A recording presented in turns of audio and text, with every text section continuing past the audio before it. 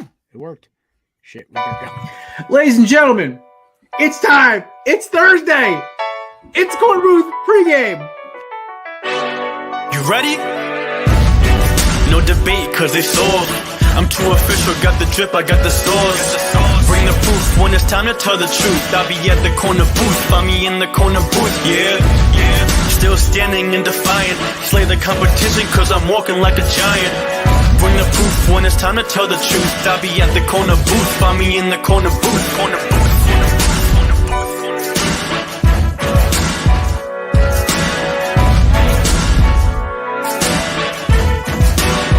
I see myself.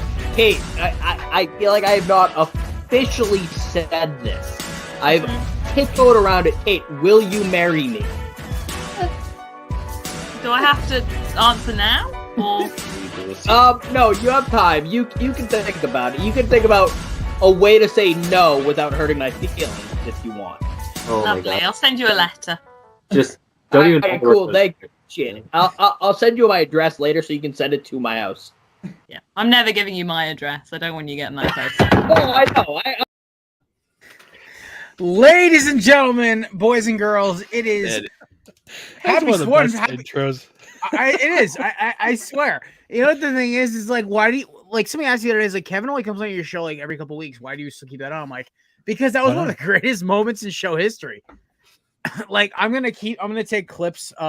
Maybe the time that was me, Mookie, and Scott, and literally Mookie made about 15 dick jokes in the first 5 minutes of the show, and he had me and Scott rolling on the ground.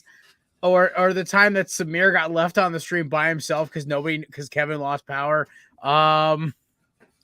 There's always been great moments since that video has been made, so I just gotta go back to our YouTube and just keep looking them up. Ladies and gentlemen, happy Cinco de Mayo. Happy belated May the 4th, Revenge of the 5th for all you Star Wars lovers out there. Me and Ryan. Mookie, are you a Star Wars guy? I'm an original Star Wars guy. As long as you're not like, listen, I get it. 7, 8, and 9. The sequels divided the fan. Like, let's be honest. The sequels are hard to defend. I loved 7, despised 8, and did not really mind 9. 9 was like I saw the video about what 9 was supposed to be, and I was like, that's awesome, but like, yeah, fuck Disney. Don't take it on the actors. Like, it's like, the fuck did they do? And Kathy Kennedy. Yeah. Oh, it's funny, especially Kathy Kennedy. Yeah, listen, Kathy Kennedy finds ways to stay somehow not fired, and it cracks me up. Because I swear George Lucas is sitting there like, one of these days. He's like, one of these days people are not going to blame me because these movies suck. Well, it's like, so I'm old enough to remember when both of you guys are older than me, obviously, but I was still old enough when the prequels were coming out. And I was like a little kid, and I still thought I was ecstatic, but I'm like, okay, so episode 1 was cool because of Darth Maul. Jar Jar Binks made me want to throw bricks against the wall as a 7-year-old. That should have told you something. Actually, no, I was 4. Well, yes, we all know I have some Black Air Force One tendencies. We all know this. But like, and then episode 3 was great. It just was depressing how like we all thought that was the last Star Wars we were getting. So, and then I feel like the final trilogy, if you put it in the storyline chronology, right? The final trilogy felt rushed. Like the last 3 that ended the storyline, to me, they just kind of like came out of nowhere, and they were like, bam, bam, bam, bam, it's all over. Well, it's like the worst part was like what drove me nuts. The episode 7. Yes, it was a very almost like they followed the same exact formula as episode 4, but why it holds a special place in my heart is because Star Wars wasn't dead to me, but Star Wars was kind of like an afterthought in my head. I grew up with it, loved it, lived it. But it just had become so out of it. And then I saw that trailer with the Millennium Falcon blasting off to the original soundtrack. And I was like, oh my God, I'm 7 years old again. Everything is good in life. I don't care that I just got dumped and my life is meaningless. Shout out to 2014 Jared. You should have been used to the dumping part by that point too. So like, that's not only really been material. dumped. Only been dumped 3 times. Also, 3 lucky women. Actually, no, I'm a pretty lucky guy. Let's put it honest. I thought, like, I know people. I'm not gonna bash, but my friends always look at me and like, you were upset, but dude, you dodged 3 bazooka rounds every time you got out of a relationship. I'm like, holy. Well, the problem is I have a type, and it's not sane. Let's put it that way. Because it's probably hot, right? That's Exactly. how the equation goes. Right? Yeah, no, exactly. I follow that Barney Stinson line The Vicky Mendoza line. I ride that thing to the top. That's what she said. Well played.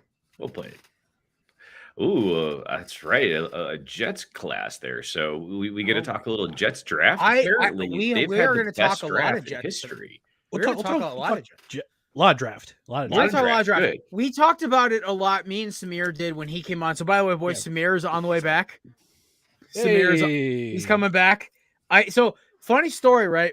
I'm in Boston with my cousin. We're going to see a concert. And I text him. I'm like, hey, we're in Boston. What you doing? And he goes, working on a project. I've done an hour. I'm like, he goes, wait, you're in Boston? I'm like, yeah. And he goes, where are you hanging out? I'm like, we're at the Flagon. Come through. It's the bar across the street from Fenway, for those of you who are not familiar with Boston. And so me and my cousin are sitting there having a few rounds before we walk across the BU campus to the concert on the other side. And Samir comes flying in, gives me the biggest bear hug because we never met each other in person before, and we live 25 minutes from each other. That's bad, dude. That's pretty bad. Well, it's also like he's either in Boston for college, and when he was home, I was always working. That was the problem. Well, he's always working. He can't stay up and see you when you get off or anything like that. Like, look, all I'm saying is romance goes 2 ways, and if he's not willing to meet you at least goes halfway, 2 ways. I know. Yeah. Well, the good news is he was thinking about it at the show. He goes, I'm thinking about coming back during the summer. He got really overwhelmed with a lot of stuff for school. So he basically had to step down. And I'm like, yeah, caught him by surprise. And I've been treading waters. You both have been seeing for the past 3 months, whatever it is. But it's like at the same time, I'm like, you know what? I made it 2.5 months on my own, and I've done okay for myself. And I've got another guy coming in the next couple of weeks now that he got his job at MTA scheduled. His name is Matt. You guys will love him. He's hysterical, and he's a Jets fan, McCarthy. Season ticket holder. Oof. Oh, God. Wow. Ooh, connections. But also really fucking smart when it comes to sports. Are you sure he fits then? Well, okay, so he's also been one of my closest friends since I was like a freshman in college, and his sports TikToks actually have gotten, holy smokes! I did not think this was happening. Hey, buddy! Hey. Oh, all right. I think he heard that Mookie was coming on. He knew he had to show up. Kinda. It wouldn't be the same without him. Oh my God, Kev, we were talking. We had a little discussion about the prequels before he came on. Because yesterday was May the 4th, and Mookie made a good point that they felt like they rushed it so hard to get them all out in a 5-year mark, and he's right. I mean, I don't know. We've discussed it during when we first started these live shows, but we did our Star Wars countdown. But would you agree with that or what? Because I know you're a pretty big Star Wars guy too. I think they were just bad. I don't know if it was necessarily a rush thing. I mean, they had 22 years to make The Phantom Menace. Yeah. I understand that they didn't start it. Well, it wasn't 22 years. It was 22. 15, 16.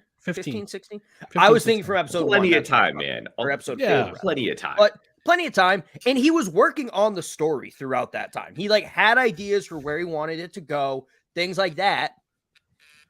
So I think they were just bad. I think George Lucas just can't really write cohesive dialogue in the first place. He's a terrible screenplay writer. I don't know if he can write stories well. He can write an overarching universe and narrative well, but if you take each Star Wars movie on its own, they're not good movies. I love them. Very true. A New Hope's not that good of a movie. Empire Strikes Back is fine. I don't love movies from that period anyway. I feel like they all have pacing issues, but that's just me being young. Well, so he didn't direct Empire Strikes Back. Well, he wrote it. He wrote it, but he didn't direct it. That's what I'm why saying. it His was writing. better than- it No, was he's much not better a than very New good Hope. director. No, he's a terrible director. But he can write an overarching story, create a universe. He's probably one of the best at world building. But individual storytelling is not his forte. That was detailed and coherent. Well, that's just Kevin doesn't drink during the week here. anymore. I know that, but like, shit, I gotta do something, man. I came with literally nothing. Well, Mook, We're talking about world building over here. Like, fuck well, me, okay, man. so no, We're building worlds within worlds here. Okay, Dude, I still don't understand the metaverse. I can I honestly, it, but that's about it. So I really think like one of the best world builders I've ever seen with like director, I think it's Peter Jackson, obviously. Peter like Jackson. Lord of the Rings. Obviously. The books were there, obviously. And yes, it's a hot take, right? Thing is like, but No, the way I have a hot take.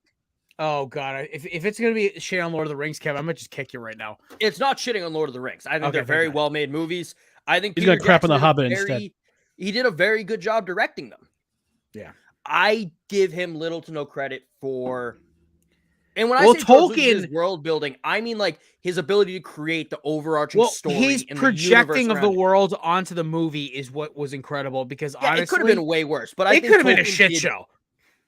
Like Yeah, Tolkien was wasn't he extra, and he did the most out of any writer creating a universe. And then, yeah, it's tough to put something that in depth onto the screen, but I don't know if I give Peter Jackson credit for world building in that instance. Well, was it Peter Jackson? Did he do like B type movies before he landed Lord of the Rings? Yeah, and then he got King Kong, and that one was like a box office change up. That was King Kong. Ugh. Yeah, when they did the remake with Kong Skull Island, that was when actually it started to like actually be good. Ryan, I thought you were about to say, didn't Peter Jackson do the B movie with Jerry Seinfeld? Oh No. I was about to be. Wait shocked. for it. Wait for it. I forgot all about that thing. Do you That like was- jazz? Moments in history that should have been erased, along with the aforementioned Jar Jar Binks. I mean, that the sad part is like he is the most memorable / quoted referenced part of any one of the first. Well, I guess whatever. Second fourth, whatever. The second trilogy. That's the other part. They make it too damn complicated to talk about the episodes. You know what I mean?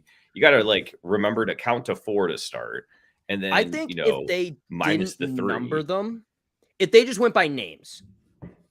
It'd So be you have impossible. A New Hope, Empire Strikes, and then you treat the other ones as prequels, but you don't put numbers on them. I think that's really where they fucked up. Also, I was gonna say this. Somebody was asking me the other day, like when you watch the Star Wars movies in order, like all 9 of them in like let's say like a couple weeks span or whatever. Well, where do you start? I'm like, you start at the Phantom Menace. Yeah. Or when you like, so like when you like it, like so the people download the Lego Star Wars game, the new one, which by the way, fucking amazing. I give it a 9 out of 10 stars. It is fucking awesome. I was drunk when I bought it. Do not judge me. Hey man, some of those Lego games are great. Some of Bro, them, listen, it is the not so when you much. come home when you come home hammer for the bar, that is the best game to play. Lego Star Wars. Yes. 2, right? Or 3? 3. Well, this is like the whole like shebang, Skywalker Saga, Mandalorian, all of it. It's great. Ooh, I bought it when I was hammered coming up. I got home from the bar, bought the deluxe edition, and Naturally. obviously. And I got to buy my own Star Destroyer in it, and that made me so happy. Childhood dream recognized. Speaking of world building, right there, Cherry building his own imaginary world where he owns a Star Destroyer. Starfleet Destroyer. Holy God. Not just a Star Destroyer, a Super Star Destroyer, like the big one with no tower. The biggest slice of cheese.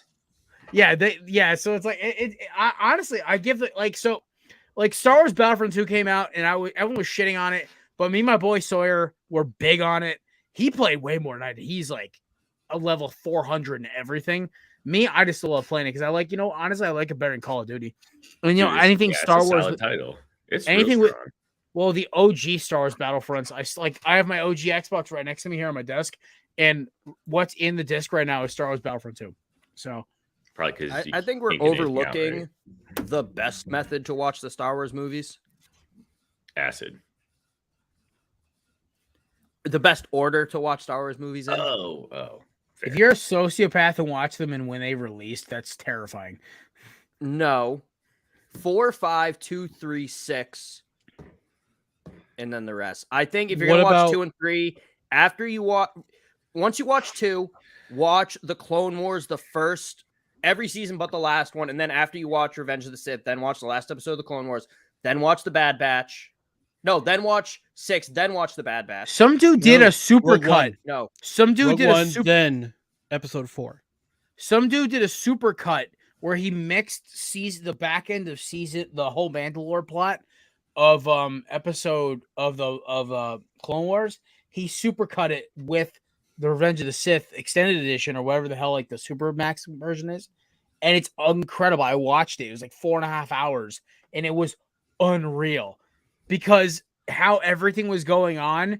It made so much sense, and it made the Revenge of the Sith even better of a movie because you're seeing how like, oh my god, while Ahsoka and Bo-Katan and Rex are taking down Darth Maul and he's talking about like Sidious's plan, you see Anakin basically unraveling in the Jedi Temple, and it's like, holy fuck, this is crazy. Actually, I stand corrected. After the last episode of Clone Wars, watch Solo, then watch Rogue One, then watch A New Hope. By the way, Solo, very underrated. Decent movie. I love Solo. Solo's fun. It's so fun. And the guy who plays Solo is honestly very good. Yes. Yeah. Solo was wildly unnecessary as a movie. It was, but it's a beloved character, and it wasn't a bad movie at all. But no one was asking for his backstory. Yeah. That's the issue. Like, I would have rather had a Solo series and a Boba Fett movie instead of a Boba Fett series and a Solo movie. I think both movie and the series and the movie, as my mic falls, I think they both vastly misunderstood why people loved the character so much. Well, I wanted people more... love Boba Fett because of how mysterious he was. He was just this badass, cold-blooded killer, and then they humanized him, realized it wasn't working, and made it Mandalorian season 2.5. And then Han Solo was just this cool, swashbuckling smuggler, and no one asked for or cared about his backstory. If they did something like I did prior to A New Hope, like right before A New Hope, where he was smuggling and running around with Chewie, I think it would have done way better. But would he still have been swashbuckling? Yeah, 100%. Yeah, I'm pretty sure that's the key. I will offer this because I was supposed to go on JD's. That's one of those what? Sorry, I didn't interrupt you. That's one of those big what ifs in the Star Wars universe. What if Han Solo stayed a Clone War? What if he stayed a stormtrooper or pilot for the pilot? Maybe want to help Brad out here. No. Here we go, McCarthy. Coming out of nowhere. Like that's that not bad. That what if shouldn't need to be a thing because no one cares that he used to be a stormtrooper. It's a way for Disney to make money. That's what basically. Also, it was actually. I mean, we all know that, right? Come on, why suck the fun out of it? I'm just telling the obvious. What everybody's thinking. I mean, why else did they make some of those goddamn Harry Potter Brad, films, right?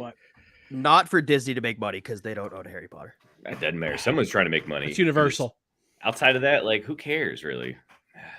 See, all right. So I will say this about Book of Boba Fett. Warner Brothers. Sorry, Warner Brothers. So I will defend Book of Boba Fett because I would like, you know what? Like, there were 2 episodes that were fucking terrible. Episode 2 and episode 4 made me want to rip my eyeballs out.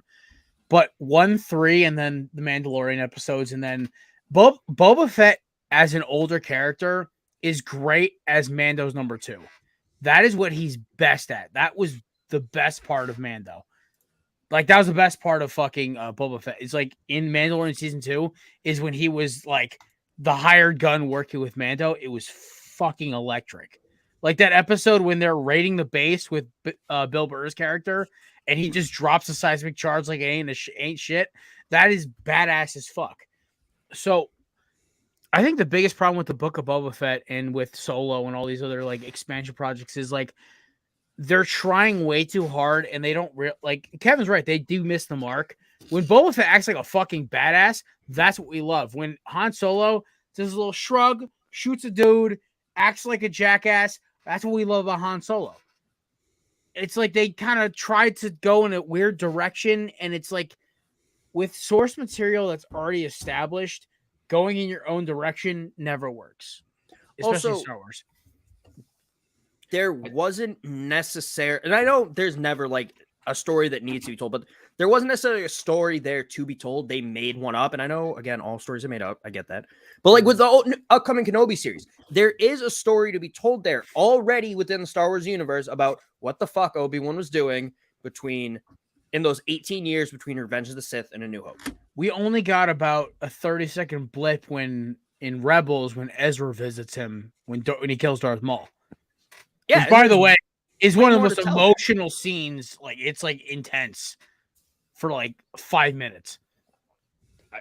There is so much here, man, that it's just it's blowing my mind this instant. Like, I think hot take incoming.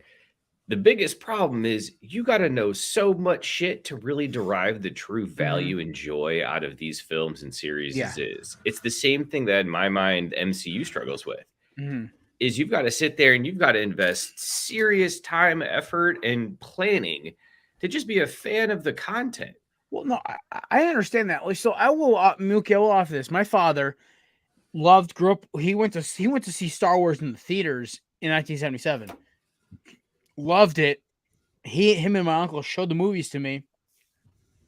He started watching Clone Wars about a year ago, and he would ask me questions. He'd be like, "Hey, with this, what about that?"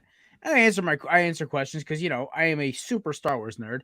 I literally am getting a Mandalorian Mythosaur skull tattooed like right here. Like, I love Star Wars that much.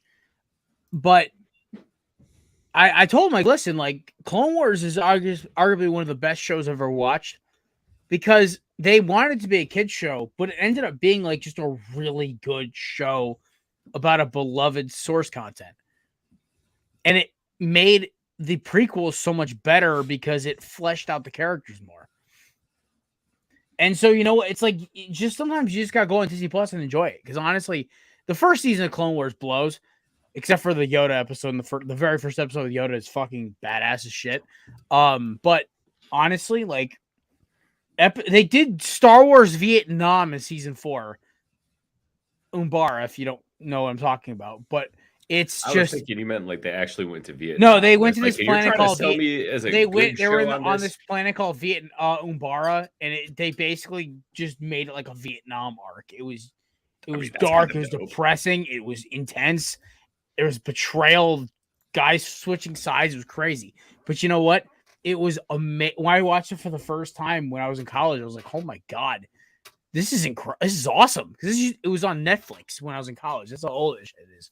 But it was awesome. I loved it. So I think what I love about Star Wars as a whole is like everyone's got their own favorite characters and everyone's got this and that. And I think I had DJ and Kelsey on a few weeks back. And DJ is a big Star Wars guy, right? So DJ says to me, "Who's your favorite Star Wars character?" I said, "Listen, I'm like, it's Mando, no order. Mando, Boba Fett, Obi-Wan, and probably Chewie. And those are my 4 favorite." Wow. No love for the Prisoner Leia character at all. I mean, he said favorite, not turns him on the most. Oh, I mean, Schwing. From the others he listed, I assume that's what he actually meant because that's part. I'd see again, at least from the way that this was going. I figured we were leaning that way. Jesus. Here's what I actually want to know though, Jared. If we're gonna do this, let's do something more compelling than favorite character. Okay. All right. If you were going to enlist, we'll just put it that way broadly, what would you be? What would be your squad? Or are you going to be an AT-AT crew member? Are you going to be flying the Falcon around? Like, where are you fitting in this scheme of these epic battles? Oh. So as much as I would love to be like a Republic commander or some shit like that, I have a Mandalorian warrior. That would be for me. That would be it. I would say be like sick to be like, oh, Mandalorian Jedi, but like that doesn't really exist. Yeah, you can't make things up because like the last Mandalorian Jedi was 2,000 years before the Star Wars prequels. So like a Mandalorian warrior would be my go-to. Okay, so that means what Jared I know has about to listen to me. Who has to listen to you? Because he's got the dark saber. Jared It's has alright. to do what I say. Jared Until I has to do what I challenge- say. until I Well, charge here's the best challenge. part, because Until I challenge you to to one man combat. Yeah, I was just gonna ask Jared, why can't we live out your dream and make you do this? Like, can't this become your real life? Why not become a Mandalorian warrior? Well, technically, okay. So here's the thing. I'm a libertarian. That's pretty close to Mandalorian as it gets. Guns are part of his religion. Exactly. Well, I was gonna say, but how often are you walking around with some sort of saber attached to your hip? No, Weapons it's are part called, of his it's called a religion. 9mm, but still. Yeah, but that doesn't have the same kind of je ne sais quoi, if you will. Okay, listen.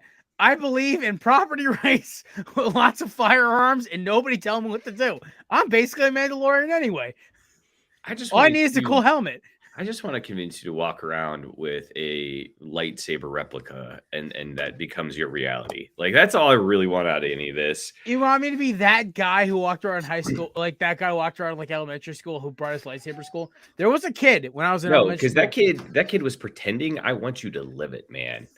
Live your truth, bro. With the Jedi code. Yeah, let the real Jared out, man. If Jared had a lightsaber, he'd cut his dick off in 20 minutes. Yeah, Ouch. probably. I was gonna say I would probably cut a finger off. I will issue with blades and cutting hands.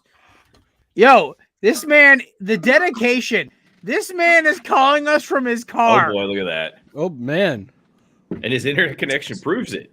Yeah, I It's know. Like, almost as bad as it is at his house. yo, Ooh. Hey, oh, it's because Mr. I have a lot of Boston fans in my house, so my connection is as bad as their fandom in a way. Oof. Man, That's fine. I mean, Have didn't fun. y'all break your win streak last night, Jeff? Unfortunately, It's but gonna be great when y'all extend that no World Series streak. Wait, are we trying Boston to talk, lost 2. I'm okay with that. are we trying to talk baseball? Yeah. Because we would be remiss to talk baseball and not point out that Mike's beloved Reds are 3-21. Did, They are the Didn't they- oldest didn't they professional. okay, Mookie, this is what I was about to ask. Did the Wait, I guy thought there was no actually taking in shit MLB the anymore. Tacoma? Didn't the guy actually shit the Tacoma? They got beat by like 17 runs last night. Oh, you That's know what? I don't horrible. know. I think that's supposed to happen this weekend. I'm not sure though. But look, if that happens, that is still, regardless, going to be the highlight of the Red season, no matter what. Oh, guarantee. Yeah, and I mean they're the oldest baseball franchise in all of baseball, and this is the worst start No. to any No. season. But Yeah. the Braves are the longest running baseball Okay, team. all right. Let me just be MLB. clear. In one city. I couldn't care less, Yeah. honestly, about who's the oldest baseball It's team. in one city. But sure. Point is, they Oh, blow in on, like, epic 1869, the proportions. Cincinnati Reds became America's first professional baseball club. Oh shit. But see, I think they took like a year off, or they moved or some shit or some. I don't know. You'd have to, because again, this is the problem with baseball. Part of their lore and their conversation, even today in 2022, is about who was around in 18 something or fuck. Like, yeah, you need to have a more compelling He's sport. something So or that's fuck. not the cornerstone. Like, go to Yeah. the NBA. Look at all the storylines this season. I mean, you've got just conversations for days there. I think Ryan, your thing just switched. I know, I did it. How'd you do that? Where'd that come from? Oh man, look at all this fun stuff. If you go to your picture in StreamYard, click on those 3 little dots right there. You can edit your edit the name. name. Oh, okay, cool. Yeah. Why doesn't Mike do this for our show? God, what a shit. I think this Mike. Okay, You can do it yourself. Mookie, let's be honest. I think Mike is just trying to make sure he keeps up with the shenanigans you pull within the first 5 minutes, because you are literally the Charlie Day of that fucking podcast, and you know you are.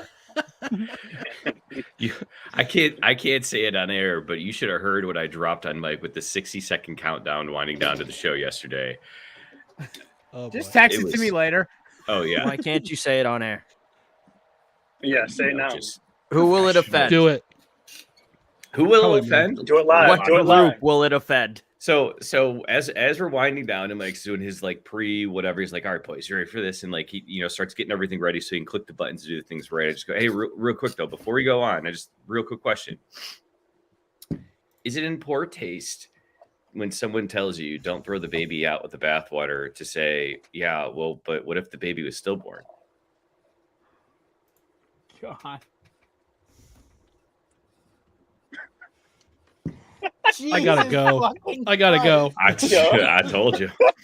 I warned. Hey, I warned all y'all. Not because of a dead baby joke, because I'm like, it's a moral conundrum. Oh yeah. Oh, Hit him with that. Bro, that hurt. Intro rolls, and somehow he pulls it off Jesus with a, and Christ. we're back. Oh my God. All right. Okay, moving on. Moving on. Holy smokes. Ryan, we start moving talking about, on. where's I gotta go back in the fucking Mike's folder here and just click the moving on button. I might start doing that, honestly. All right, so Ryan, you wanted this. We're to talk about the NFL draft. You guys had possibly one of the best first 2 rounds I'd ever seen, as Kevin is about to check out for about 20 minutes. As you should. Listen, your Jets, man. Hey, listen, Jeffrey's fucking Giants had a good first round too. Yeah, so, they did. Like, Mook, are you a Bengals fan? I can't remember. No, I mean I rep the city. Oh, I love the Bengals. Walk like an Egyptian, banger. Dude, that's my jam in 1985. Susanna Hoffs for the still win. A jam. Like that thing is still a bop. I hear the kids are still doing the shuffle to it in the club and whatnot. Oh God. I'm fully convinced my brother married his wife because he looks like Susanna Hoffs. Because she looks like Susanna Hoffs. Who? Honestly. I mean, is that Alicia Ryan, from the Bengals? Ryan, you're dating yourself here. Yeah, I know. Yeah. It happens though. Lost me. If you knew who she, if you saw who she was, then you'd get it. Okay. But anyway, look, sorry, Maserati gets an excuse he's driving. Jared, you really couldn't connect the dots on that one. We're talking about the Bengals, and he mentioned Susanna, and you could go, "Oh, it's probably a member of that." I understood it was probably a member of the band, but I'm still like now he's mentioned members of the band, so my brains went. Yeah. Just Kevin, Kevin, you understand how my brain works. You've been friends with me for like 5 fucking years at this point. No, I don't fucking know how it works. Does anybody? Makes no goddamn sense. I'm 44 and I barely figure shit out. Thunderdome. Oh my God. I think if you ever got an X-ray of my brain, the first thing you see is like a sign that says "Welcome to the Thunderdome," and that's it. Like, you think an '80s pop group played in the Super Bowl this year? First off, yeah, no one knows how your brain works. Licensed professionals probably couldn't figure it out. But they are glad that it actually works, though. That's the key. I think. Sometimes I'm not so sure. I could say the same about you, pal, but it's okay. We're not going to talk about. Listen, Captain, $300 a ticket. 300 total. Okay, so 150 a ticket for a team that's going to get swept by the fucking Pens. Go Pens! Yes, I Crosby.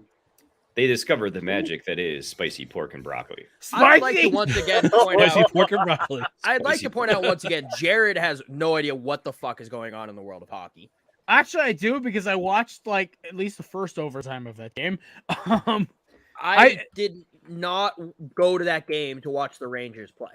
No, don't fuck. I talked to you about this like the day before. You bought the tickets because of a girl. We all know you tweeted about it because I wanted to go to a Bruins game, and she happened to be a Rangers fan, so I wanted to go. Poor guy. She got me like we were talking about earlier with Jared. She better be smoking hot if she's a Rangers fan. Yeah, I'm a Devils fan. I can barely comprehend this. God. Yeah. She's also rejected me twice. And Kevin won't give up.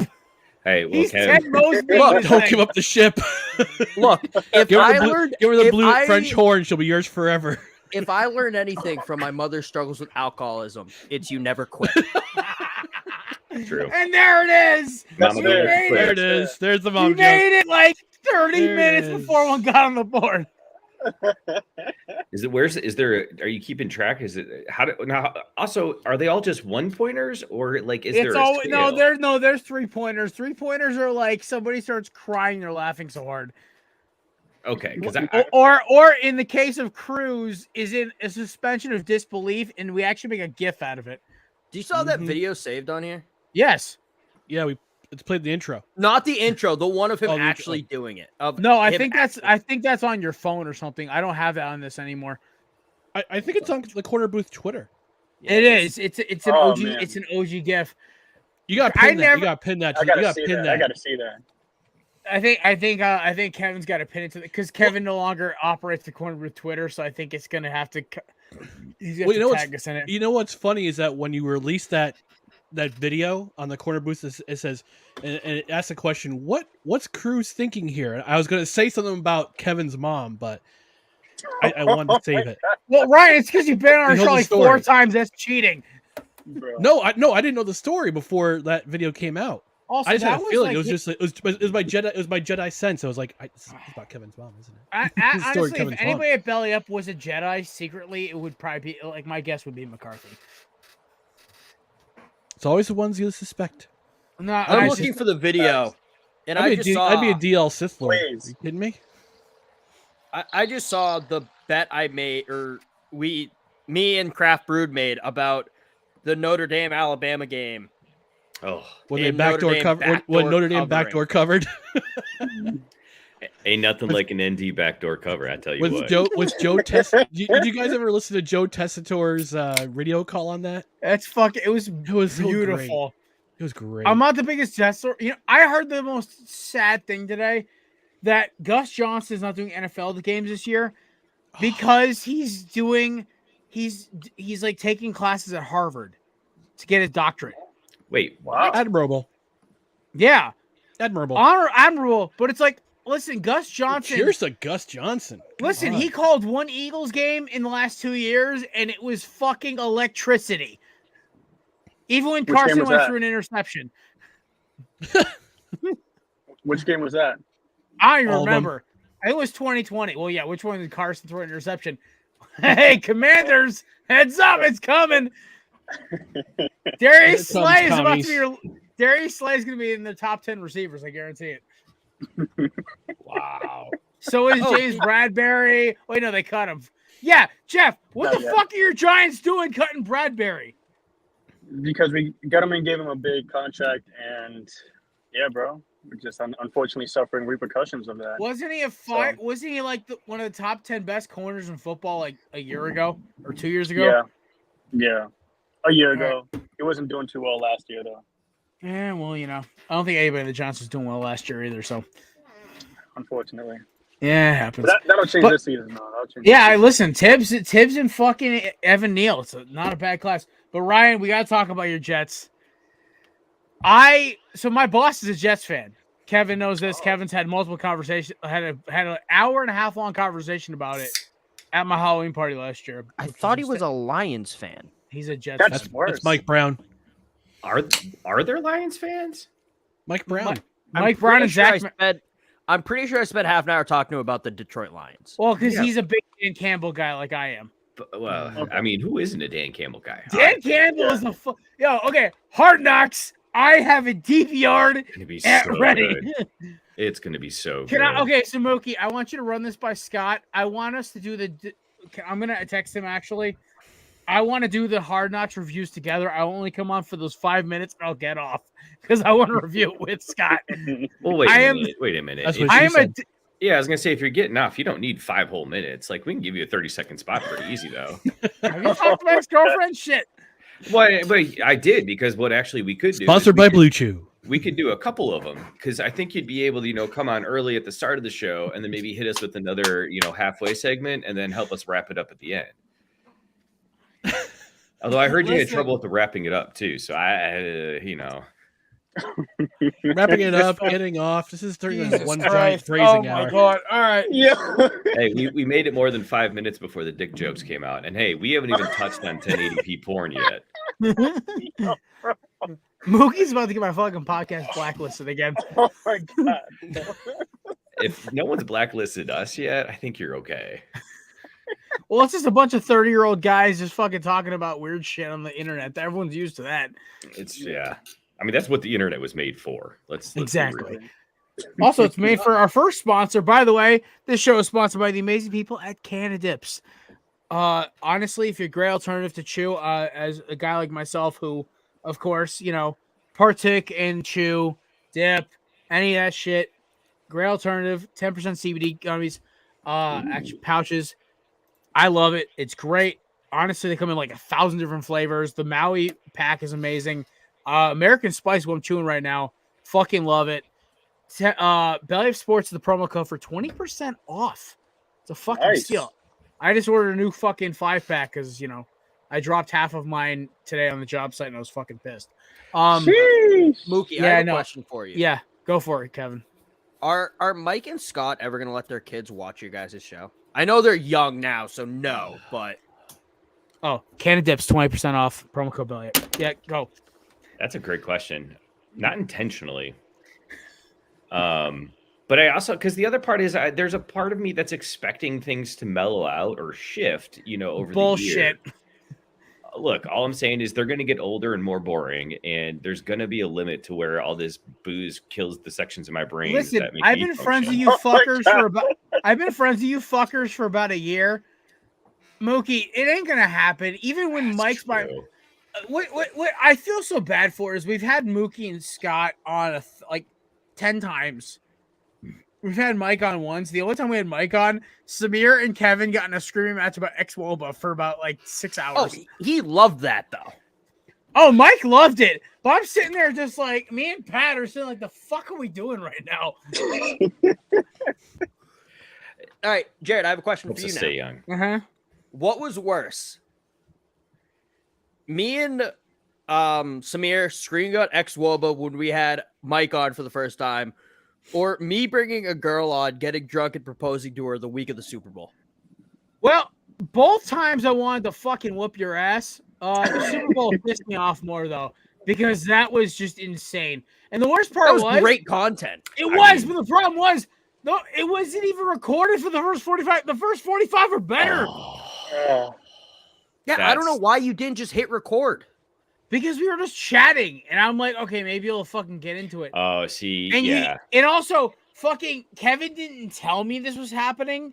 He just said, we have a guest coming. I'm like, oh, okay, maybe it's someone from Belly Up, whatever.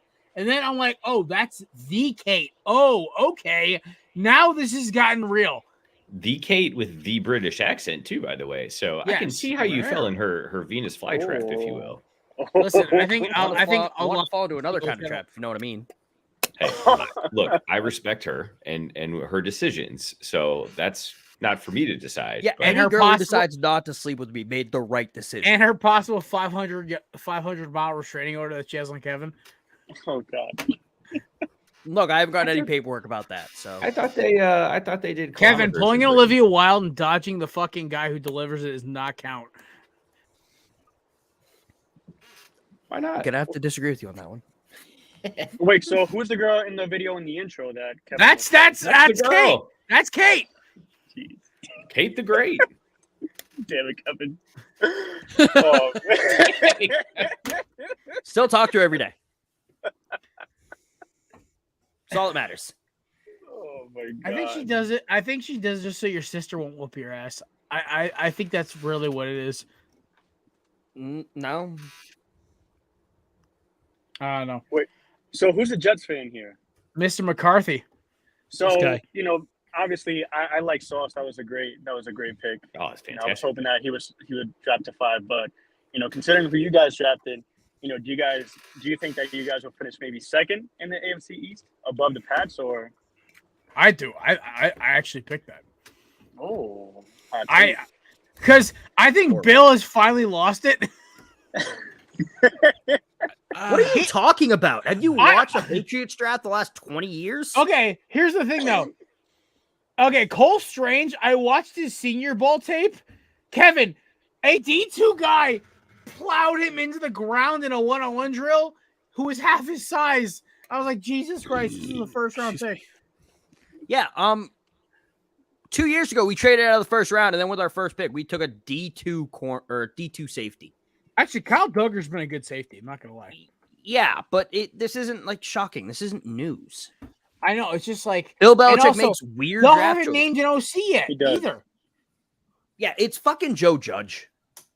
Which is just even more embarrassing. Just ask Jeffrey. Dude, he was the wide receivers coaches last year in New England, and apparently it was a thing where receivers were like, dude, I know more than you. Shut the fuck up. And then is it weird? I think by the Jets. Is it weird? I'm thinking that the fucking Dolphins could just be a fucking train wreck. Not because of Tua. Yes. It's because I don't know what the fuck's gonna happen. They have so many weapons, but like I'm like, what am I missing? There's something missing. Dude, their head coach is weird too. Listen, Mike McDaniel's a fucking G. That dude on McAfee was fucking hysterical. They're gonna fall apart though, man, because they're the weapons that they all need to get 15 touches a game. Yeah, and that's just never gonna happen. No, 30 passes a game isn't unreasonable. I mean, for this NFL, you know, Mike McDaniel offense, maybe 5 to Gesicki. No, because you got to hand out. You got 2 running backs to feed. You got 2 wide receivers to feed. You need at least you need Tyreek and Jalen Waddle at least need 8 catches apiece, which is at least 10 targets total at minimum if your quarterback's on. Okay, you guys are acting like this is 1963, where 20 passes a game is. Whoa! It's a Mike McDaniel offense. Yeah, but Kevin, that's the point you're overlooking because to make in the NFL, maybe with the AFL, that's where it was at. So this is a Kyle Shanahan disciple. They're going to run the ball 80 times. Yeah. If they have the chance to run 80 snaps, I'm not thinking this offense could be on the field that much. They're going to set the record for 3 and outs this year. Mark it down. I can see that. Where's Samir with the official KornerBooth best book? I just made $20 last week because JD's like, the Timberwolves won't make the playoffs. I'm like, I bet. Wow. What? Wow. JD told me in January, he goes, the Timberwolves will not make the playoffs. I sat there, I'm like, $20. It was actually 25 because I upped the ante. Yeah, $5. But to me, that I'm like, JD, $25. He was unemployed at the time. I'm like, hey, $25. He goes, all right, sure. He owes me 20, and I'm like, I'm good with it, whatever. My team just got eliminated, but who fucking cares? That's why you gotta hedge your bets and go. They're not gonna make it out of. If they make the playoffs, they won't make it out of the first round. Well, you're also implying this is also JD, okay? The man who retired from podcasting to go out and drink at bars. That's it. That's what he texted me when I asked it because Blaine goes, "Hey, reach out to JD because he still owes his money for his last month of his movie podcast that he made 6 episodes into." There have been a lot of people like that at Belly Up who started a podcast, made like 2 episodes, and dipped. Mark Riley. Like I said, a lot of people. I also shit on him because basically I needed him in a pinch, and he basically looked at me and goes, "Yeah, don't feel like it." I'm like, "All right, go fuck yourself."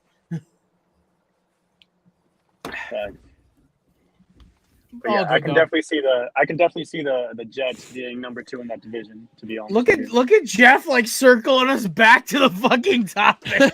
He's keeping us on track. This show is if ADHD was a live show. That's this. All right, and I love the Jets draft. Honestly, my favorite pickup wasn't even a first round guy. I loved getting Breece Hall. When have you seen the video of the Buffalo Bills fans live stream reacting to the fact that the Jets got Breece Hall? No. I love them. I love the Bills getting. The Bills got James Cook, who I love that pick too. Yeah, and they're trying to justify that he's better than Breece Hall. It's like, nah. All right, Bills fans are fucking nuts. We've established this. Yes, we have. They have their body count on tables, and I'm related to one of them. It's like Clinton Foundation level body count. Okay. Wow. Wow. Woo! All right. I would like to point out, every week, Jared's like, I don't want to talk about politics on this podcast unless I agree with the politics. Well, at least he's honest, right? No, he doesn't even say that part. He just brings up politics. But if I brought up something, I don't want to talk about politics. We can agree that particular person is universally hated. So we can. Come on. Okay, I will amend this. That was a more okay, Kevin won't yell at me for this joke. Oh, I won't yell at you for the joke. I won't yell at you in 99% of the jokes you make. I don't give a shit. No, my thing is you say you don't want to talk about politics. And that wasn't politics. She's just a horrible person. They're a horrible family. That's all I'm saying. There's no politics involved. They just happen to work in politics. So back to the Jets. Jets. Yes. So, I will say this though, you who also had a really good draft is your Eagles, Jared, and the Baltimore Ravens. Coincidentally enough, Joe Douglas was involved with both organizations before he became a New York Jets general manager. So I get it now. I understand it. Well, listen, Howie Roseman's apprentice is Joe Douglas. So I didn't know that. Yeah, like Howie Roseman, like Joe Douglas was his like number 2 back during the Andy Reid the dark times, the Chip Kelly days. Wow. We don't refer us Eagles fans refer to the Chip Kelly days as the dark times. That's what we refer. That's what it's just fans referred to from 2011 till now. There's definitely until Robert Saleh. There's definitely some proof somewhere of Jared saying that when Chip Kelly wins 5 Super Bowls, he's going to be considered better than Belichick once the Eagles hired him. Kevin, I can honestly to God, like heart to die say this shit. I was always a little uneasy with the whole Chip Kelly thing, even when I was in college. I was never the biggest fan of it. It just felt odd to me. Well, now he's with UCLA, so and he's doing pretty well. He's doing all right. Yeah, mid-tier Pac-12 team, the passing league semi-champs. I mean, what else? That's like the best you can get at UCLA now. Yeah, true. Here's a hypothetical guy. I also consider the Pac-12 a passing league, but yeah, Ryan, go ahead. Sorry. I have a hypothetical question. Speaking of Pac-12, do you think in the next decade, if the Pac-12 is still as execrable as it is, would the American Athletic Conference overtake them as a Power 5 conference? No. Okay. Legacy alone. You Legacy. have Oregon, NIL. And Oregon, Washington, Stanford, USC. They're not great programs right now. They got the money, and that's all. that matters. It's legacy and money. True. It's and now a concern. Utah is a sneaky good program. If you said Big 12, no. After Oregon, after Cincinnati's joining the Big 12 in 2 years. True. Yeah. Cincinnati, I think. Oklahoma State, Baylor, I think they'll carry the torch. Kev, I actually want. By the way, speaking of Baylor, I want your opinion on Tyquan Thornton, Mr. Speedy Boy. Fucking dumbass pick. Oh, a receiver who can run fast. Yeah, those always work out with high picks. I saw the take of I saw the take of Mac Jones has got his speedy guy. I'm like, have you seen the NFL Combine profile? I think Mac Jones's arm strength is better than he was asked to do last year and than he is given credit for.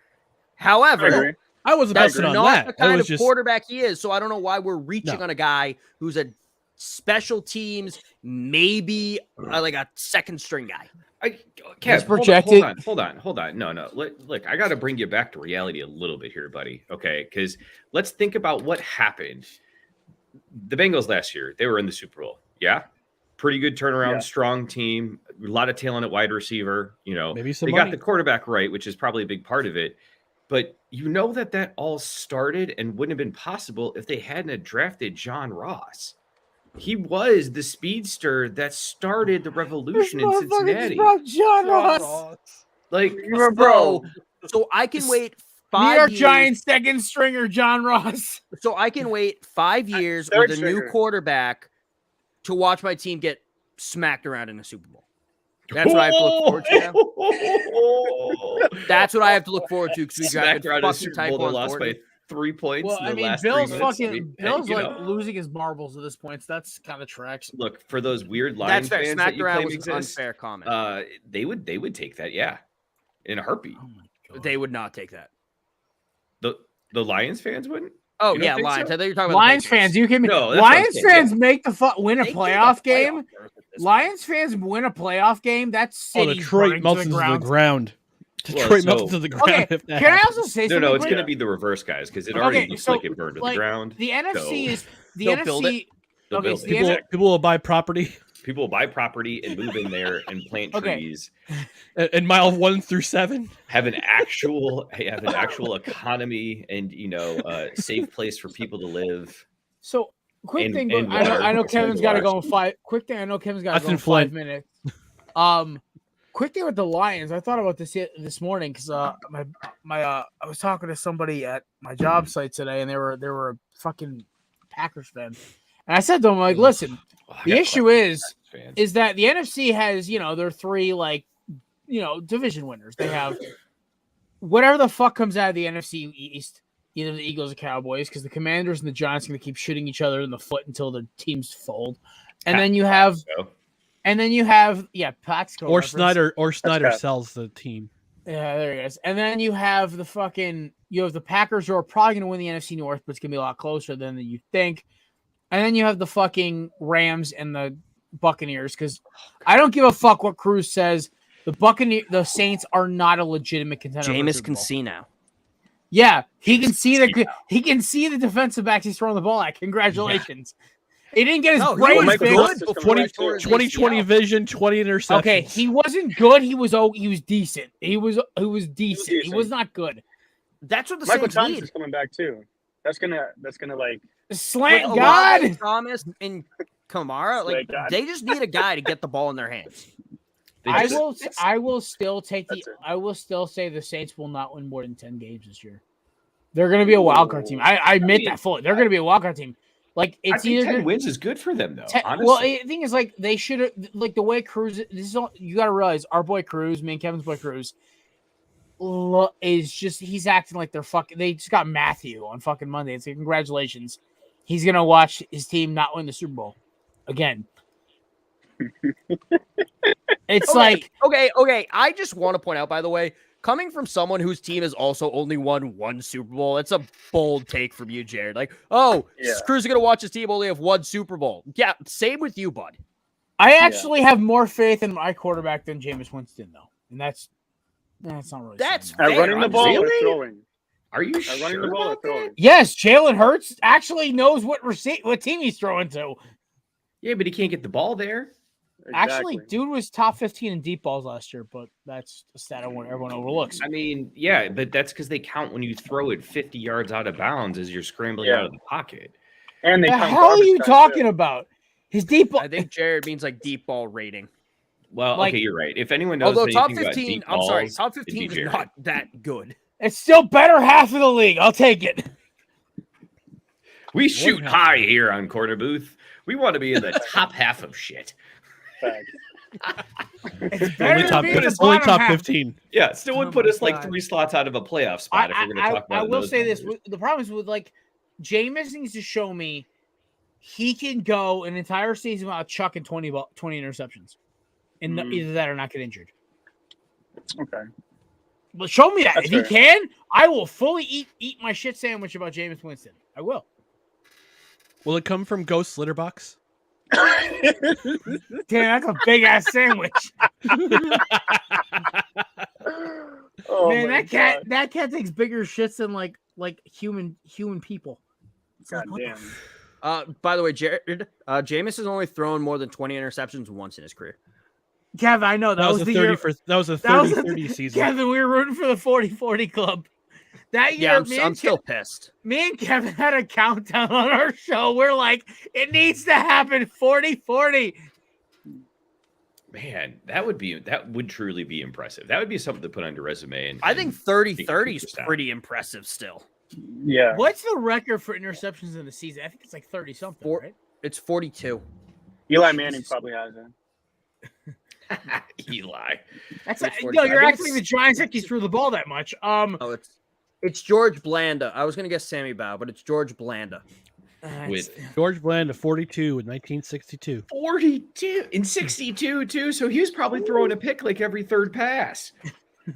Vinny Testaverde is a distant second with 35 in 1988.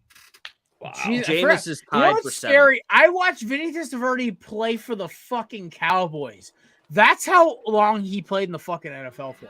Dude, that guy I saw his son play at University of Albany. I saw his son play at the University of Miami. Yeah, there you go. His son's like, I'm not playing at the U. It's like, you're the 5th string quarterback. You suck. Yeah, and now he's a 2nd string quarterback for an indoor football league team right now.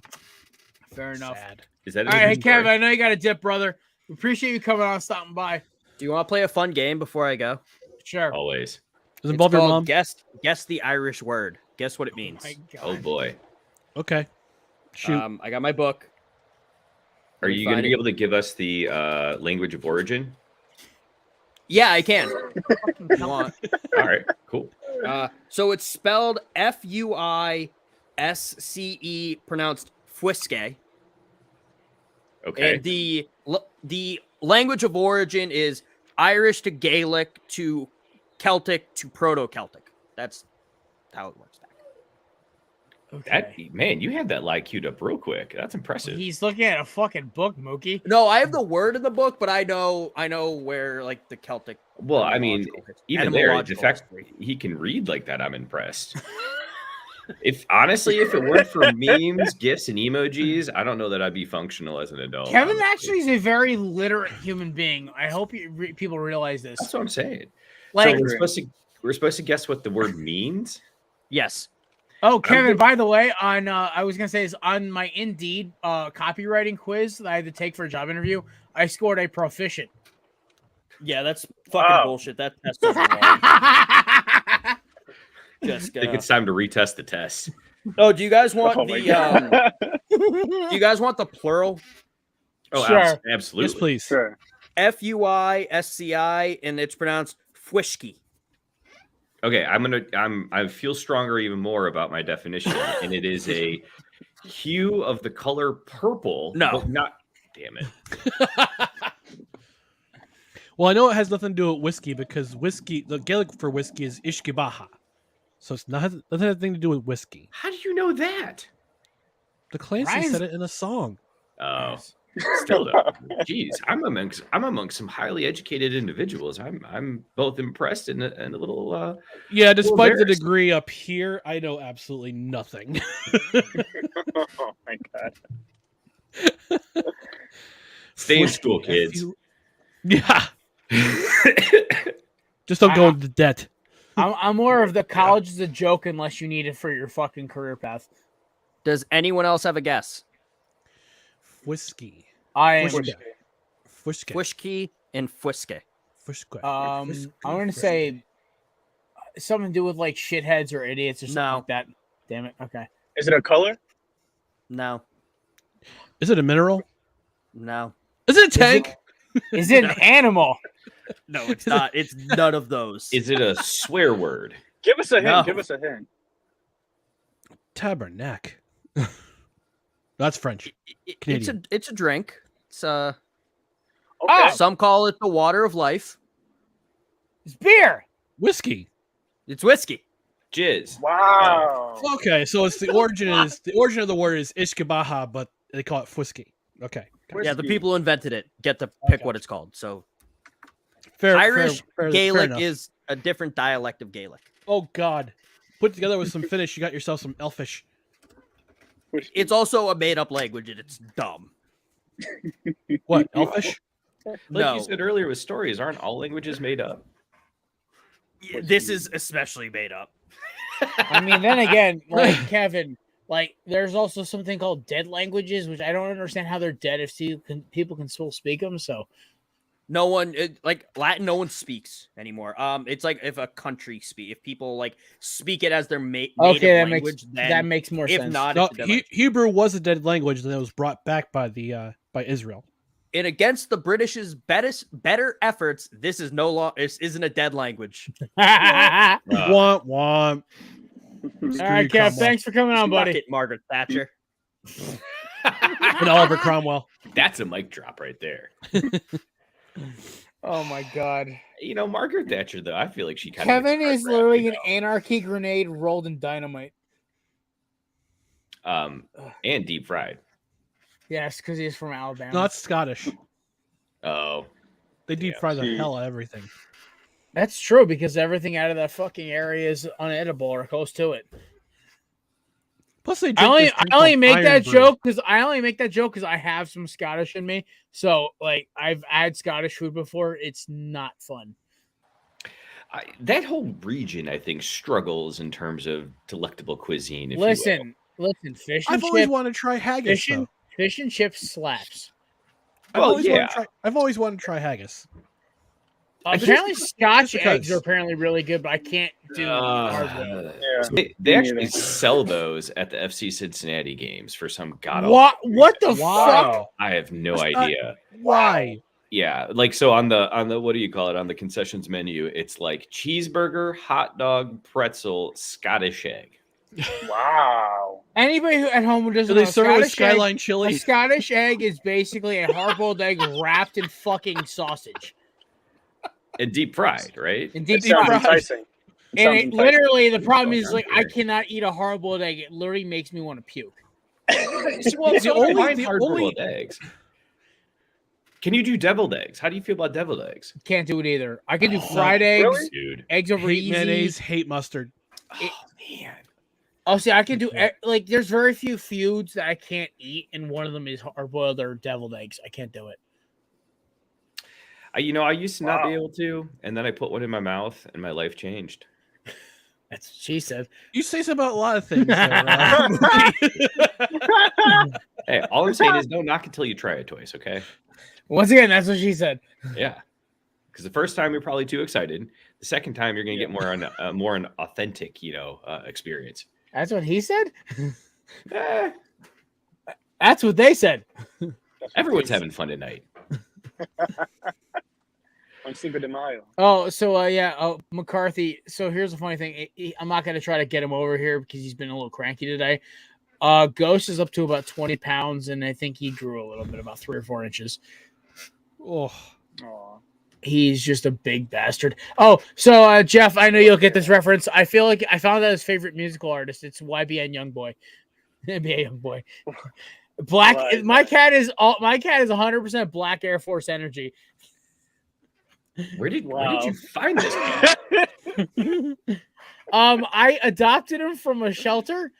He was a kitten that was basically That's the way to go. He was a kitten that was like born into foster care, and I adopted him, and I realized I adopted a fucking monster.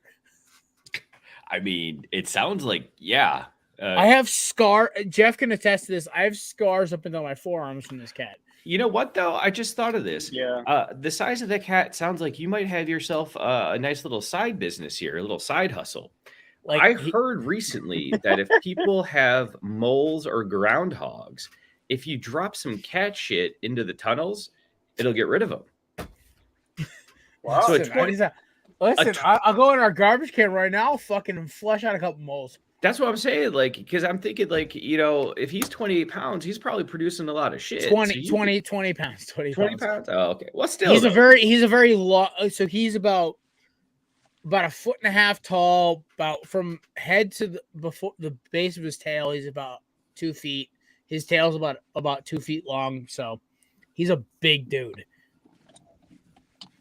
Just more of him to love, man. He's about the size of a full-grown. Got a lot of agility too.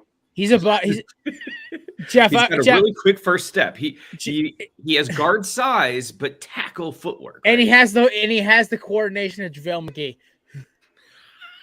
McGee. That's impressive. Is JaVale still in the league? Yeah, dude, he's fucking balling out for the Suns right now. He's on the. Oh, that's fantastic. That is absolutely. Jeff, I would say this though. He's about the size of a medium-sized beagle. That's what I'd say about it. Ghost is about the size of a medium-sized beagle. That's a big cat. That's a big. And the problem is like he's just a jackass. I was in the middle. So quick story. We were in the middle of the draft prep for me, Andrew, and Kevin to go on for our circuit, and I have lights here. I have lights there. I have lights like all over my fucking desk setup. And Ghost decides he's gonna try to jump over my fucking monitor, God. And he takes out a lamp, because when he misses, he takes out everything. Oh my God! See, Ryan, I want you to appreciate how graceful tag along is, because my jackass over here is not graceful. And tags can be pretty bull in a china shop at times. Especially at 5 o'clock in the morning, I get him for a contract, and he's waking up everybody in my goddamn house. Oh my God!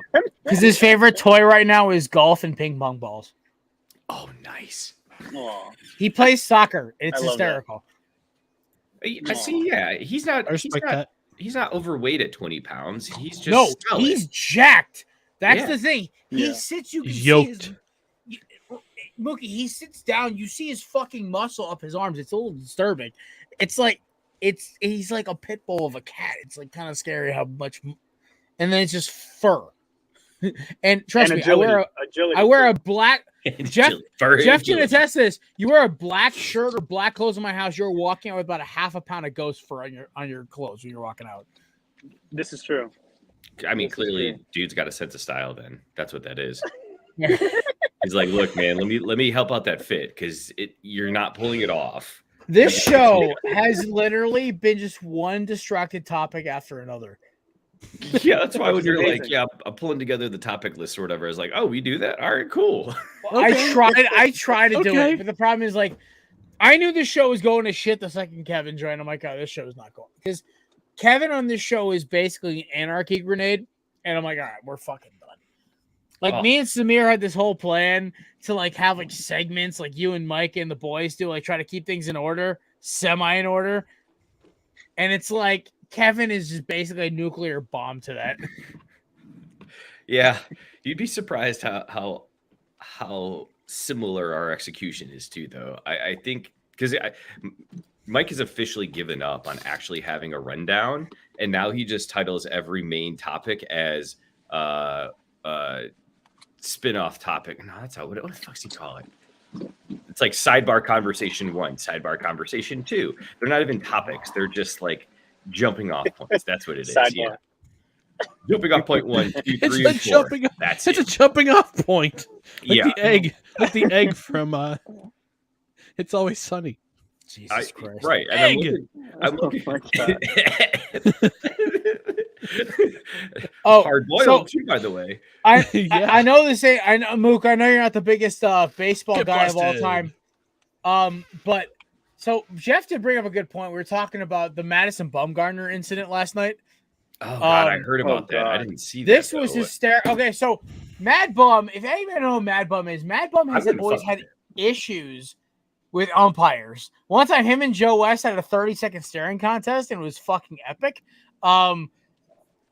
Madison Bumgarner of my Arizona Diamondbacks is one of the most competitive pitchers on the mound, and he literally would yell at guys for flipping his bats. The one thing I hate about him, because I love bat flips. They're like one of the best parts of baseball. They did a substance check on him in the middle of the game. He had nothing on him. Middle of the game. It was after the first fucking. It was the inning. first inning. It was Sorry, literally the first first fucking inning, bro. First inning. And the guy's like feeling up his hand and just staring at Mad Bum's eyes. And Mad Bum is just like, the fuck are you doing? And to this umpire, I went and searched this motherfucker's name. I'm gonna roll in this fucking asshole. His name is Dan Bilano. Fuck I'm you, watching- Dan Bilano. Oh, I'm man. watching the John Boy reaction right now. It's just like John Boy. Also, because I can't let this go. I did want to clarify. So last night, out of the 4 jumping off points Mike had planned, we got to 2 of the 4 sub bullets of 1. That's how much of the show prep to we be actually fair, touched on. I be made fair. to be fair, I made it through 35 minutes of your show, and I was so fucking tired. I fell asleep with a beer in my hand on my couch watching your show. And I woke up and I had to shower, and I'm like, fuck, it's like 10 o'clock. I got to be up at like 5:15. Oh, jeez. I get up. No, there's some days I was up at 4:30 yesterday morning. Like, I'm up so fucking early. Speaking I'm a of, speaking I'm a contractor. umpire. Speaking of umpire, get your dartboard out real quick. Where's Oh. the dartboard? We're doing this. That's right. Let's do it. Get the That's right. bicep curls in, kids. There you go. Yeah. KornerBooth Umpire- Dartboard, by the way, presented by our friends at YeatsOfficial.com. I deleted the banner last week by accident, so I'm not bringing it back. These amazing sunglasses go. at me. Yeffrey has a pair as well. I have like 15 pairs. Mookie needs a fucking pair. I feel Slapper. like those are great eyewear for when I'm out doing yard work in my short shorts and tank tops. Yes. Yeah. In your Ranger Yes. panties. Same. Yeah. Yeah. All right. So here we go. KornerBooth yeastofficial.com, promo code KornerBooth for 10% off. They're our oldest and one of our most favorite sponsors. They've always been good to me, Kevin, Samir, the whole crew. Ryan McCarthy bought his with our promo code, so did Jeffrey. We appreciate all business. KornerBooth Dartboard officially sponsored by yeastofficial.com. All right, Ryan, who is going on the dartboard as we roll into the final 15? Major League umpire officiating and NHL officiating. Fuck Angel Hernandez. Ugh. Atrocious. Yes. Atrocious. Fuck Across the Angel board. Hernandez. Major League Baseball umpiring, especially home plate umpiring, atrocious this season. I don't know. Do we need to bring in the robot umpires now? Honestly, Yes. We may have to. this should We may have have been looked at in the CBA. This should have been a condition of the CBA. Get better umpiring, get better officiating. Or Otherwise, at least find a way to hold them accountable. exactly. But the umpires have a union too, so it's like, what are you gonna do? Like at least in the NFL, you're a shit ref. You get Lions games. You get exactly. You get the worst game possible. You get the Spiro games. You with end up Adam being, Archuleta. you end up That's what refing a you game get. for the NFC East or Ryan's team. Yeah. Hey. Giants, Lions, baby. Woo! You get Giants. You get Giants Commanders. Or Yeah. Giants, or fucking Giants, Seattle. You get Browns and Jaguars. That's what you get. Now, I got to take this back a little bit, though, Mr. McCarthy, because you also threw the NHL officials under the bus. I did. Whoa! If you start particularly- talking about the triple overtime call, yes, I'm we talking gotta about start that. fighting. We'll start I mean, fighting. look, I'm a New Jersey Devils fan, hardcore Devils till I die. But I'm supposed to hate the Rangers, but that call was soft. That call was super. But they soft. That was softer than. They also than, prevented a Daryl's power birthday party. That was. They super also soft. prevented a power play early in the game that would have led the fucking Penguins to a fucking run, and you know it. They called a 2 minute. What was it, a 2 minute minor or some bullshit? They fucking didn't let a power play go for Pittsburgh. That they probably would have started burying the Rangers. So you know what? It evens out.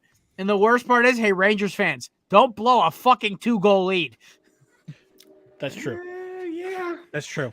Yeah. And you let a backup fucking goalie stop you in overtime. Yeah, with your Vezina candidate goalie, don't let a 2-goal lead slip. And to a goalie, our backup goalie had some some fucking spicy pork and broccoli, and broccoli, and then shut your ass down. Which fuck the Rangers. I haven't seen it yet, but you got to think this is a missed opportunity for a Panda Express sponsorship deal, right? Well, they're talking. come on. If there was NIL in the NHL, okay. that would be it for Louis you guys know so they were making jokes about it yesterday. Because you guys know McAfee is a huge Penguins fan, right? So he was talking about fucking shipping PF Chang's to this guy every fucking game for the playoffs. Oh, and by the way, Brad Marchand, don't touch the Hurricanes goalie. He will mess you up. Oh, God, I hope he does. Why didn't you bring that up while Kevin was still here? Ah, sugar. I forgot about that. Wait, are you Dan Orlovsky saying sugar? What the fudge? Like, Jesus fucking Christ. Jeebus friggin' crackers. I forgot. Ryan McCarthy is too holy to swear, and that's why we bring him on to make our show. Because, like, with Kevin's presence and my PG cursing, rated. With Kevin's presence and my cursing, like, our show gets an rated R rating every time. Somebody was like asking me, like, how much do you really curse a day? And I'm like, Jesus, I can't even think of that. And like, yeah, I'm surprised I got invited here and on Craft Brew Sports because I'm like I don't cuss on air. I don't do any of that. Right, stuff. I drink, but I don't cuss. Your comedy is so well done that you actually legitimately are funny without cursing, which is a skill in itself. It's a Jim Gaffigan thing, you know. I just gotta do it. Oh, so you're gonna be really social? Oh, you're gonna be really weird and social. Brian, that. You're not weird and socially awkward though. So like, that's true. I'm not. Yeah, Jim Gaffigan. Every show I've seen him on, or every comedy skit, I'm just like, bro. Like, if I saw you at a party, I'd like walk away because I feel like you'd like want to grab some weird shit or something. Like, I can't tell what you're doing.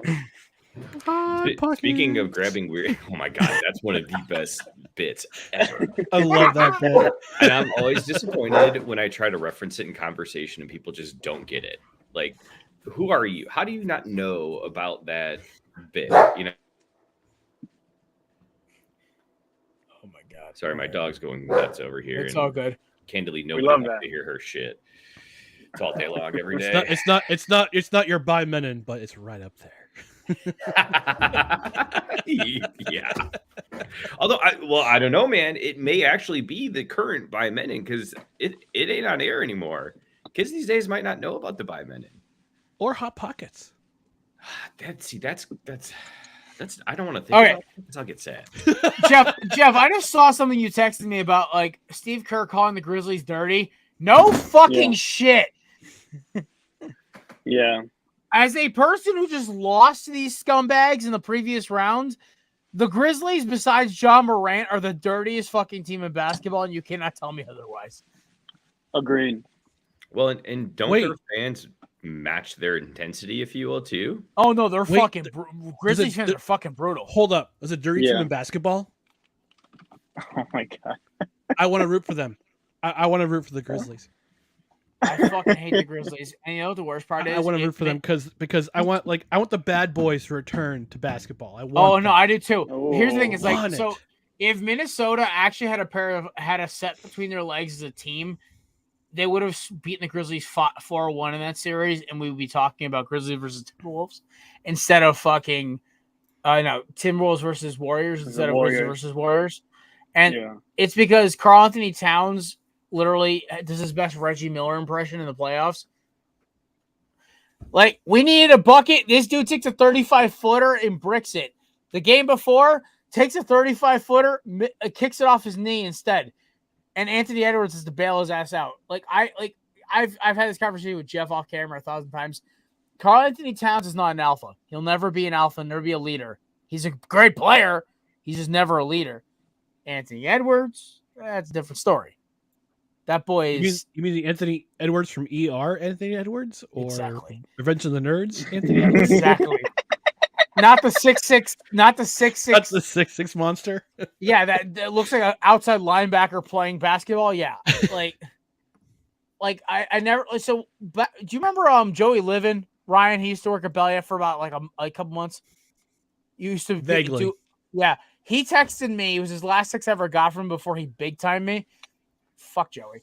I'll tell you right now. Listen, if I ever run into him in the professional setting, I'm gonna be like, "You're an asshole, but I respect you as a person." False. Basically, he texted me the day of the draft. He goes, "Anthony Edwards is basically if Dwayne Wade didn't have his growth spurt yet, and Dwayne Wade with a growth spurt and was built like an outside linebacker." I'm like, that's scary. I'm like, the fact that this kid has like that kind of killer instinct of like, okay, Minnesota's in good hands. It's just Cat's got to learn he's not the alpha anymore. Anthony's got to go and be like, hey, look at me. I'm the captain now. And you need better role players too. Listen, it wasn't our fucking role players. Just we take bad shots. That's what it really came down to. Anyway, enough basketball. Oh God. Jesus, we made it pretty good. Boy, this hour and a half went fast. I know, right? This actually flew by. All right, so boys, we're gonna do for the final five. We're gonna talk about our best Cinco de Mayo stories. Oh man. I've got a good one. Oh God. I've got a good one. It's called. It was nicknamed by my college friends as Cinco de Mayo. That's okay. Okay, so take this 5 and just lay out, man. Okay, so I will send you guys the Instagram shot of me about 15 beers down or 10 beers down. All of us wearing sombreros. Cervezas. And then I had a loaded Corona at about beer 12, and then the whole night went sideways. Is that the loaded? Is that where they do the tequila in the beer? Yes, in the. So basically, I had just gone through finals. I'd already gotten my job post-college. I was studying for and working for that. So I was really stressed out. So my buddy who I went to I just went to a concert with last week, and finally we got to hang out with him again. He goes, hey, my brother's throwing a house party. I'm like, all right, cool. So I show up with a 12-pack of Dos Equis, and I think like 1 or 2 Coronas I had left over my fridge. And I walk in. My friend Jess walked in with a couple of Konas, the Hawaiian beers. Had 1 or 2 of those. After about 12, 13, 14, 15 beers, at one point there was one that was a loaded Corona, and then I had a couple of shots of something. And all I remember is I was passed out on a recliner, puked on the floor, Man. walked outside under my own power, passed out on the porch in the pouring rain because it felt nice. Yeah. And then walked back inside and then basically just sat in the bathroom for about an hour. And then somehow made it home and drunkenly woke up for Popeyes next morning. Apparently somebody else that night puked in the washing machine and then blamed it on me because they saw me puke. And basically the next morning... Did he have a pet pig? No, he didn't. This was it wasn't the kid from Varsity Blues? Yeah, I know, right? I was like, wait, this is a Varsity Blues reference. This is motherfucker. By the way, fucking top 5 high school movie right there. Oh, Did he skin the cat? Easy. Even with Freddie Prinze in it. So that was like every Cinco de Mayo since then it's been kind of lame, but that was like the pinnacle of me just being a dumb shit. That's God, impressive. My Cinco de Mayo's, there's been a couple rowdy ones, but they if you see me that drunk, what are you talking about? Impressive.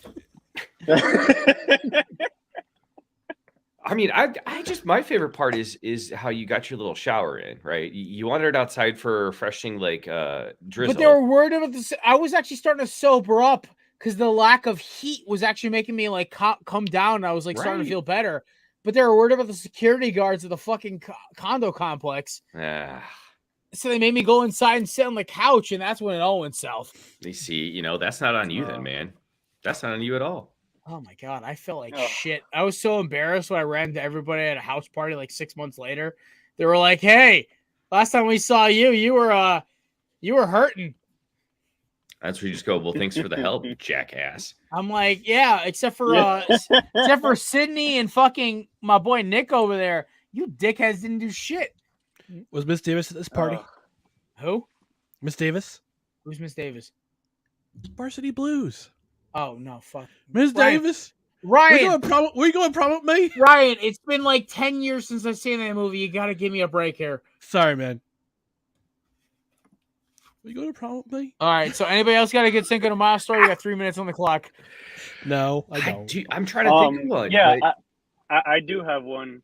This was actually really recent. I want to say this is right the year before the pandemic. So, I'm out with my friend, and he has, I guess, since he's part of like this Orange Theory fitness type of club, the cult that it is.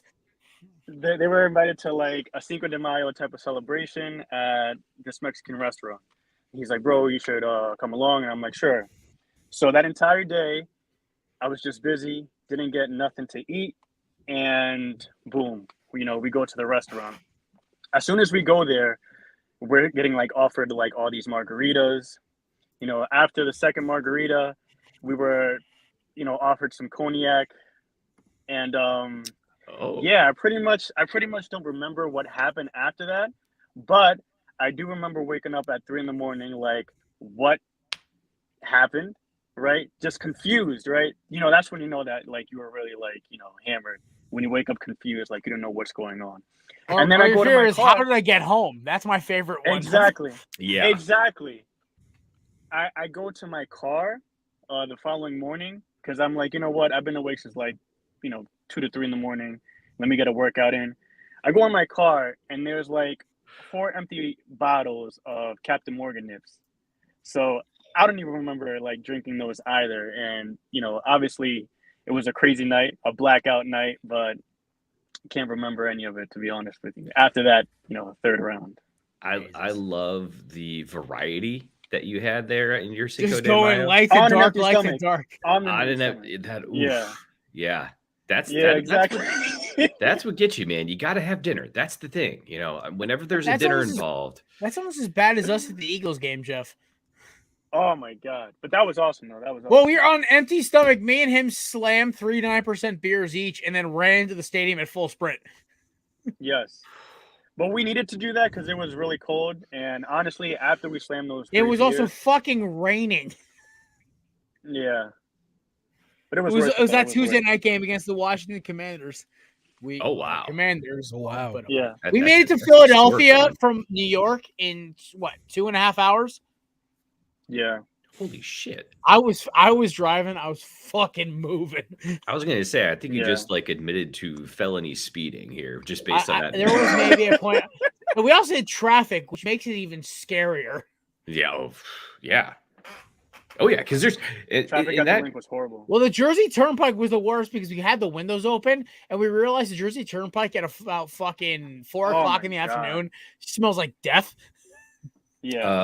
I'm pretty sure it smells like death all the time. It just may be more pungent Yeah. when it's had all day Listen, to warm if up. family from Jersey, I've driven. There's on only that certain turnpike parts of New several times. Jersey that smell like that. Yeah, it's the Jersey Turnpike around It's a that. different Like, kind of death, huh? it wasn't just the smell of the franchise that is called the Giants or Jets.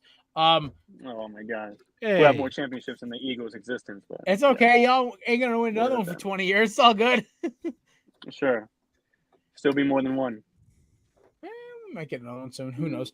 AJ Brown. Dude, I think that's a great move, though. I will Dude, say that. I was Yeah. literally, once again, back-to-back years, I go on Dan's show for the draft, and I'm literally sitting there in the pre-draft lobby, and the Eagles do something fucking bullshit crazy. And I'm like sitting there like, what? I'm literally sitting here watching the screen, and they're like, oh, Eagles trade for AJ Brown. And I'm in shock. And Dan goes, now we bring in Frost, the Korner Jared Club. I'm like this. I'm like, what? Did you I see joke. Jason Kelsey's reaction? Oh my God, it was hysterical. I think you sent it to me. Also, the Yes. fact that our new center after Kelsey retires next year is called Beef Jurgens, that makes me so fucking happy. It's the best fucking nickname of all time. It's Beef fact that he's doing fucking the strip- Jurgens. The fact that he was after a strip club in Kitchener, Ontario, from the what's his face skit? God, I can't remember his name. Segura, Tom Segura skit. Beef. We're going to a strip club called Beef.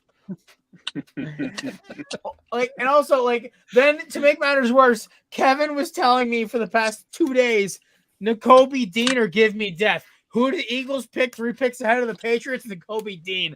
I'm like, Jesus Jeez. Christ. I was like, Kevin's gonna stab me. I also realized Nakobe Dean is my size.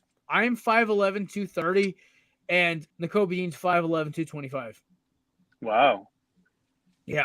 I was like, holy shit. I'm the size of the Eagles middle linebacker. That's terrifying. All right. Anything else before we roll out, gentlemen? No, I'm just confused as to what your defense is doing, if that's true.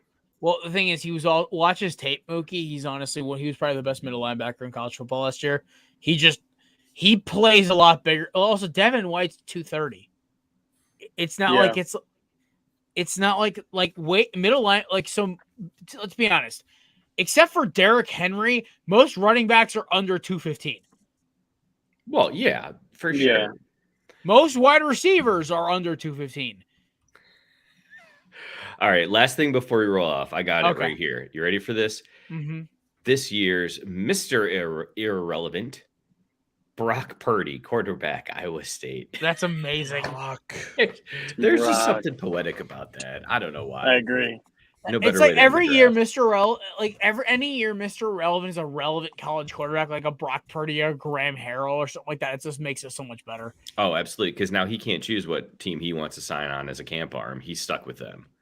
Yeah, and then the fucking Eagles signs my sleeper for like one of my favorite quarterbacks, draft Carson Strong. This dude's got like a Josh Allen arm, but his footwork is dog shit. It's like I watched him do a jump pass for 50 fucking yards. I'm like, oh my God. But I'm like, if I'm a coach, I'm ripping my freaking hair out. All right. Goddamn. Ladies and gentlemen, that wraps up for the KornerBooth pregame. Cinco de Mayo, May the 4th. I forgot to list the episode name because I was going to rush because I got to work Revenge late. of the 5th. Revenge of the 5th. Eventually. Shout out to our boy Belly Up Kev from Tailgating the Quad, our man Mookie from Craft Brew Sports, and our man Mr. McCarthy from No Credentials Required, and then of course our main man Mr. Maserati of the KornerBooth Pod, and of course, oh, by the way, new single dropped. Mr. Maserati, where can we find your new single? You can find my single on all platforms: Apple Music, Spotify, YouTube, And what is the name of this SoundCloud. amazing single? We call this we call this lovely sucker Crew.